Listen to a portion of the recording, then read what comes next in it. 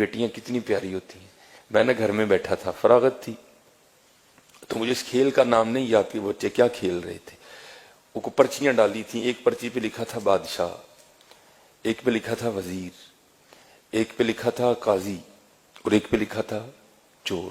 ان 4 پرچیوں کو بند کر کے نہ پھینک دیتے, پھر سارے ایک ایک اٹھاتے تھے. اب جس کے حصے میں بادشاہ کی پرچی آئی وہ بادشاہ بن گیا, جس کے حصے میں قاضی کی آئی وہ قاضی بن گیا, جس کے حصے میں وزیر کی آئی وہ وزیر, اور ایک کے حصے میں آنی ہے چور کی. تو پھر جس کے حصے میں چور کی پرچیاں آنی ہیں اس کے لیے پھر بڑے سخت معاملات ہیں. بادشاہ سلامت اس کو جو چاہے حکم دے. اب جو میرا بڑا بیٹا ہے اس نے کیا کیا ہوا ہے, اس نے پرچی کو نا تھوڑا سا پھاڑ دیا ہے بادشاہ والی کو. تو بیٹیوں کو نہیں پتا چل رہا کہ بڑا بھائی ہمارے ساتھ کیا کر رہا ہے, تو وہ بار بار بادشاہ بن رہا ہے. وہ بیچاری کبھی کوئی چور بن رہی ہے, کبھی وہ کسی کو کہہ رہا ہے میری جوتی پالش کرو, کسی کو کہہ رہا ہے. میں بیٹھا دیکھ رہا ہوں سارا. میں نے کہا یار ایک ہی کرنا ہے. میں نے کہا جی مجھے بھی کھلاؤ. ایک کو ڈراپ کر دیا, تو پھر وہی والا کام میں نے کیا. میں نے پرچی تو نہیں پھاڑی, لیکن میں نے بادشاہ والی پرچی پہ نا پین سے نشان لگا دیا.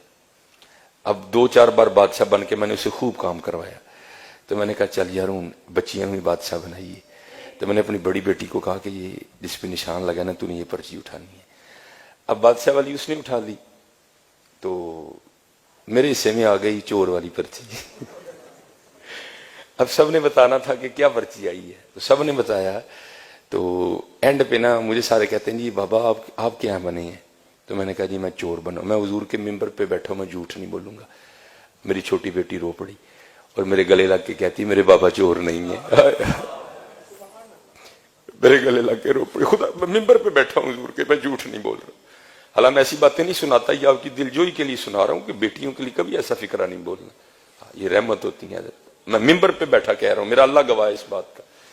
ہاں میں ایسی باتیں نہیں سناتا. وہ میرے ساتھ لگ کے نہ رو پڑی, حقیقتاً رو پڑی, اور کہتی میرے بابا چور نہیں ہے.